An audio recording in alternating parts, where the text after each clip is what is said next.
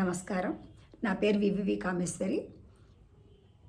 నేను భారతీయ మహిళగా, ఒక చిరు రచయిత్రిగా నా హృదయ స్పందన అందరి ముందు ఉంచాలి అనేటువంటి సదుద్దేశంతో ఈ విధంగా నా మనోభావాల్ని ప్రకటిస్తున్నాను.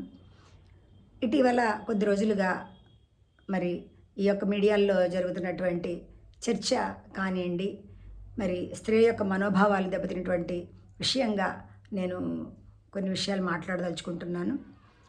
ఒక సినీ నటుడు మరి వేదికపై బహిరంగంగా వేదిక మీద మరి స్త్రీల గురించి, వారి యొక్క వస్త్రధారణ గురించి మరి అతను నిజానికి అతను మాట్లాడిన విషయంగా చూసినట్లయితే అందులోని భావం సమంజసమే. భావం అంటే అతను చెప్పదలుచుకున్నటువంటి విషయం, ఆ ఉద్దేశము మంచిదే.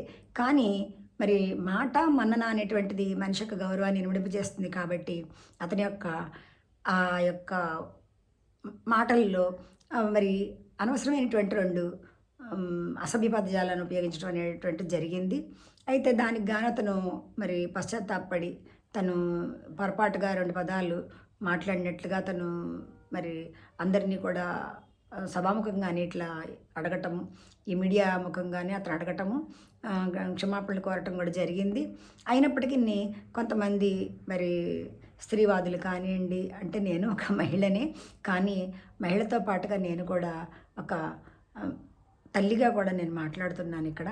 మరి ఏం చెప్తున్నాం మన పిల్లలకి? మనం ఎటు వెళ్తున్నాము? మనము వెనక్కి వెళుతున్నామా, ముందుకు వెళుతున్నామా? ఆది మానవుడి నుంచి అంతరిక్షం వరకు ఎదిగిందండి మన యొక్క సంస్కృతి. అటువంటి సంస్కృతిని మనం ఏం చేస్తున్నాం? దిగజారుస్తున్నామా? మనం వెళ్ళేది ప్రగతి పదంలోకా, లేక వెనుకంజ వేస్తున్నామా?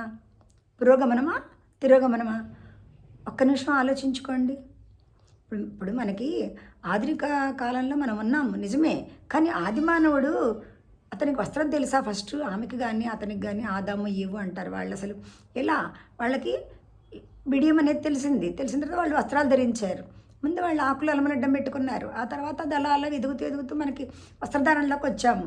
సరే, నిండుగా మనం వస్త్రాలతో మనం మన శరీరాన్ని మనం కాపాడుకుంటున్నాము. అది స్త్రీ ఏమిటి, పురుషుడు ఏంటి, ఎవరికైనా కానివ్వండి, నిండుగా ధరిస్తేనే అది ఒక అందం. కానీ ఈరోజు స్త్రీని ఒక అంగడి బొమ్మగా చేశారు. అది చాలా బాధాకరమైనటువంటి విషయం. ఇప్పుడు అతను చెప్పదలుచుకున్నది ఏమిటి? అమ్మ, మీరు చీర కట్టుకుని వెళ్తే బాగుంటుందమ్మా, నలుగురిలోని మీరు ఇబ్బంది లేకుండా ఉంటారు, ఇబ్బంది పడకుండా ఉంటారు అని చెప్పడం అతని యొక్క ఉద్దేశం. అతను ఒక రంగుల వలయం, మరి సినీ ప్రపంచం మనకు తెలుసు కదా, అటువంటి రంగుల తెర, వెండి తెర వెనక అతను ఉన్నటువంటి జరుగుతున్నటువంటి విషయాలు అతను దగ్గరగా చూస్తున్నవాడు. కాబట్టి అలాగే వారు ఆ యొక్క నటులు మరి నలుగురిలోకి వచ్చినప్పుడు వారికి జరిగేటువంటి ఇబ్బందికరమైన పరిస్థితులు కానివ్వండి, వాటి వల్ల అతను కొంచెం చొరవ తీసుకుని వారి మనిషిగా ఏదో వారికి చెప్పాలనుకున్నాడు.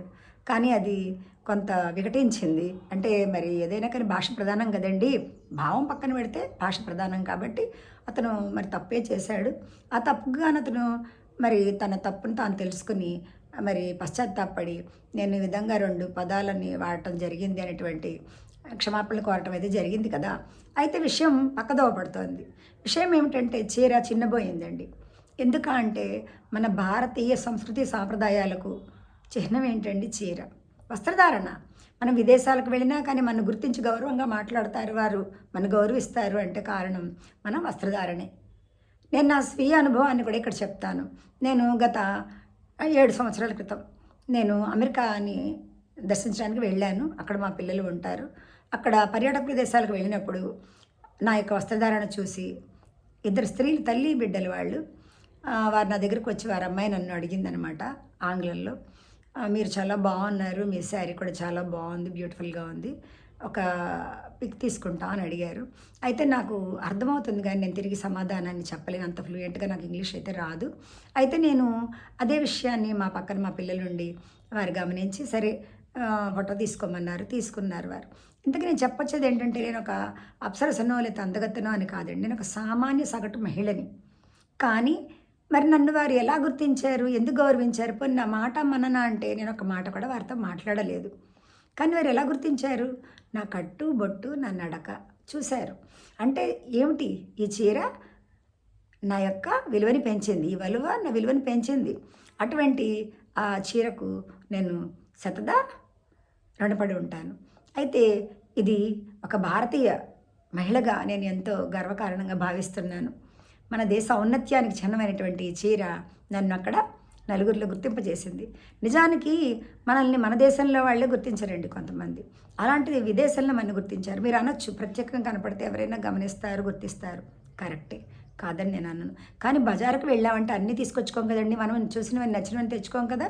మనకి ఏది ముఖ్యమో అదే తీసుకుంటాం. అలాగే వాళ్ళకి నచ్చినప్పటికీ కూడా స్పందించారు చూడండి. అది ఇక్కడ తెలుసుకోవాల్సినటువంటి విషయం. అంతదాకా ఎందుకండి, ఇందిరాగాంధీ మన మాజీ ప్రధాని పండిట్ జవహర్లాల్ నెహ్రూ గారి కుమార్తె, ఆమె మరి మనకి ప్రధానమంత్రిగా మనని ఎంత చక్కగా ఏలారండి. ఆవిడ దేశ విదేశాలు పర్యటించి ప్రపంచవ్యాప్తంగా ఆవిడ తిరుగుతూ మన దేశాన్ని గౌరవాన్ని ఎలా నిలబెట్టారు, ఎలా ధీటుగా అందరితో సమానంగా వారికంటే నిబ్బరంగా ఎలా ఉన్నారు. ఆవిడ ధరించింది ఏమిటి, ఇస్త్రీ చీరే కదండి. ఆ చీరలో ఎంతటి సంస్కారం ఒదిగి ఉంది. ఆ విషయాన్ని మనం గ్రహించాలి కదా. అలా అని నేను ఆధునిక వస్త్రధారణకి వ్యతిరేకమైతే కాదండి. ఏదైనా సరే, ఏ వస్త్రమైనా మన మానాభిమానాలని కాపాడుతూ మన యొక్క గౌరవాన్ని పెంచేదిగా ఉండాలి. అంతేగాని తగ్గేదిగా ఉండకూడదు, కానీ తగ్గించేదిగా. అందువల్ల మనం ఒక వస్త్రం ధరించాము అంటే దాని వలన మనము ఇబ్బంది పడుతున్నామా, లేకపోతే నలుగురిలో గుర్తింపు పొందుతున్నామా ఏమిటి మనం ఆలోచించుకోవాలి కదా. ఇప్పుడు మనము ఒక వస్త్రం ధరించామండి, ధరించినప్పుడు అది ధరించి మన పిల్లలతో పాటుగా, మన పిల్లలు కానివ్వండి, లేకపోతే మన అన్నదమ్ములు కానివ్వండి, వారితో కూర్చుని మనము ఏ రకమైనటువంటి ఇబ్బంది లేకుండా తిరగలుగుతున్నామా, అది కూడా మనం గమనించుకోవాలి కదా. మాకు పిల్లలు ఉన్నారండి, ఎలా ఉండాలి, నలుగురితో చేయతి నమస్కరింపజేసుకునేటట్టు ఉండాలి. అలా కాకపోయినా కనీసం వారితో మనము మాటలు పడేటట్టు ఉండకూడదు కదండి. అది గ్రహించుకోవాలి కదా. సరే, నా శరీరము, నా ఇష్టము, నాకు స్వేచ్ఛ ఉంది, నా ఇష్టం నన్ను అడగడానికి మీరెవరు? కాదంటల్లా, కరెక్టే, నిజమేనండి. బయట ఎన్నో తిరుగుతున్నాయి, పశువులు కూడా తిరుగుతున్నాయి, అవి కూడా తిరుగుతున్నాయి, వాటి ఇష్టంగానే అవి తిరుగుతున్నాయి. కానీ మనకు జ్ఞానం ఉంది కదా. మన హద్దుల్లో మనం ఉండాలి కదా. హద్దు దాటి ఏది ఉండకూడదు కదా. గుప్పిట మూస్తేనే అందమండి, తెరిస్తే ఏముందండి, ఏమీ లేదు. ఏదైనా అంతే, మన గౌరవమైనా అంతే. కాబట్టి ఏంటంటే నేను చెప్పేది, చీర చిన్నబోతోందండి, దాన్ని చిన్నబుచ్చొద్దు. మనం దాని గౌరవాన్ని మనం ఇనుమడింపజేద్దాము. అందులోటువంటి విషయాన్ని మనం తెలుసుకొని, ఇప్పుడు నిండుగా చీర కట్టుకుని అంటున్నారు, చీర కట్టుకుంటే ఏమీ మీ మీద ఏమీ దాడులు జరగట్లేదా, ఇబ్బందులు పడట్లేదా, స్త్రీలు ఎదుర్కోవట్లేదా? నిజమే, కాదనటల్లా.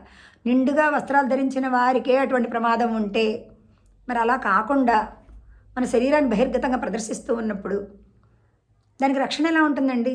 అదేమంటే రక్షణ వల్ల ఏర్పరచుకోవాలి. ఎవరు ఏర్పరుస్తారు, ఎక్కడి నుంచి వస్తారు?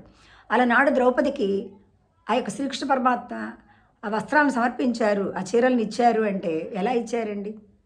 ఆమె యొక్క గొప్పతనం. ఆమె ఏమన్నా ఇలా తిరుగుతున్నారా? కాదు కదా. ఆమె ఎంతో హుందాగా ఉన్నారు. అటువంటి ఆమెను తీసుకొచ్చి మరి నిండు సభలో పరాభవిస్తుంటే మరి పరమాత్ముడే నిలబడ్డాడు. 24 గంటలు మన దగ్గర ఎవరుంటారండి? చుట్టూ ఎవరిని ఉంటారా? అన్నదమ్ములు ఉంటారా? తల్లిదండ్రులు ఉంటారా? ఎవరుంటారు? అది కూడా మనం ఆలోచించుకోవాలి కదా. మన రక్షణ మనం కల్పించుకోవాలి కదా. అది ఎలా? మన ప్రవర్తనతో, మన వస్త్రధారణతో మనం నిరూపించుకోవాలి. అంతేగాని నలుగురిలోకి వెళ్ళి వాళ్ళు అన్నారని మనం బాధపడుతూ అసలేనే అవకాశం అని ఎందుకు ఇవ్వాలి? అదే అండి నేను అడుగుతున్నాను. మీరు ధరించండి చక్కగా, మీ ఇష్టం వచ్చినట్టు, మీకు ఏ రకమైనటువంటి కోరిక ఉంటుందో ఆ రకంగా మీరు ధరించండి, కాదనడల్లా.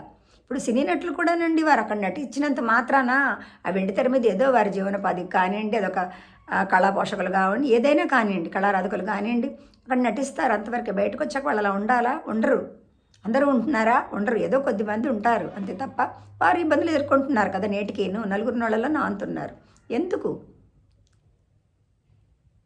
కళాకారులు మనం గౌరవిద్దాం, అంతవరకే. ఇప్పుడు మనం చూస్తున్నాం కాబట్టి కదా సినిమాలు వారు తీస్తున్నారు. మనం అటువంటి సినిమాలు చూడటం అనేసాం అనుకోండి, ప్రజానీకం వాళ్ళు తీయరు. ఎందుకు తీస్తారు? ఇదివరకు రోజుల్లో చేయలేదా? భానుమతి చేయలేదా? సావిత్రి చేయలేదా? ఎంతమంది చేయలేదండి? మొన్నదాకా మీరు చేశారు కదండి, జయసుధ్ చేశారు, సౌందర్య చేశారు, ఎంతోమంది. వాళ్ళు చెప్పుకుంటూ పోతే చాలా పెద్ద లిస్టే ఉంటుంది. ఏదో ఒక పేరు ఇద్దరు పేర్లని కాదు. ఏ వారి గౌరవాన్ని రాలేదా? వచ్చింది కదా, సరే అది వాళ్ళ వ్యక్తిగతం అండి, అది కూడా మనకు సంబంధం లేదు. ఎందుకంటే మనం అడిగే హక్కు మనకు లేదు. ఎందుకంటే మీరు చూస్తున్నారు కదా సినిమాలు, టికెట్లు కొనుక్కొని బ్లాక్లో కొనుక్కొని మరి కొనుక్కొని చూస్తున్నారు కదా సినిమాలు. కాబట్టి తప్పదు, కొన్ని కొన్ని ఉంటాయి, దానికి ప్రతిఫలంగా మనం కొన్ని చెల్లించుకోవాల్సినటువంటి అవసరం ఉంటుంది. అలా అని చెప్పి మన దేశ గౌరవాన్ని పణంగా పెట్టేటువంటి హక్కు ఎవరికీ లేదండి. చేతనైతే పెంచండి మన దేశ గౌరవాన్ని, అంతేగాని తుంచడానికి మాత్రం ప్రయత్నించకండి. ఇప్పుడు రాయప్రోలు సుబ్బారావు గారు ఏమన్నారండి? ఏ దేశమేగినా ఎందుకాలిడినా పొగడరాని తల్లి భూమి భారతిని నిలుపరాని జాతి నిండు గౌరవము అన్నారు కదండి. మనము విదేశాలు వెళ్ళి కాదండి, మన దేశంలోనే మన గౌరవాన్ని మనం తీసేసుకుంటున్నాం, తగ్గించుకుంటున్నాం, దిగజార్చుకుంటున్నాం. కాబట్టి మన ప్రవర్తనతో మనం అటువంటి పరిస్థితి తెచ్చుకోవద్దు. దయచేసి పురుషులకు కూడా అదేనండి, తేలికగా స్త్రీల గురించి మాట్లాడొద్దండి. ఆమె అభిమానాన్ని దెబ్బతీసేటువంటి మాటలు మీరు మాట్లాడవద్దు. దయచేసి స్త్రీలను గౌరవిద్దాం. మనం స్త్రీలను కూడా మనం గౌరవించబడేటట్లు మనం ప్రవర్తిద్దాం.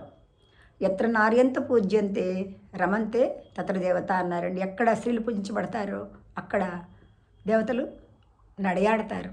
అటువంటి భరతభూమి మనది, కర్మభూమి, పుణ్యభూమి. అటువంటి దేశంలో పుట్టేందుకు మనం గర్వించాలి, మన గౌరవాన్ని మనం కాపాడుకోవాలి. ఈ విషయంగా నేను ఏదైనా పొరపాటు మాట కనుక మాట్లాడానని మీరు భావించినట్లయితే ఒక సహోదరిగా, ఒక తల్లిగా నన్ను అర్థం చేసుకొని మరి నా మాటలను మీరు స్వీకరిస్తారని భావిస్తూ సెలవు.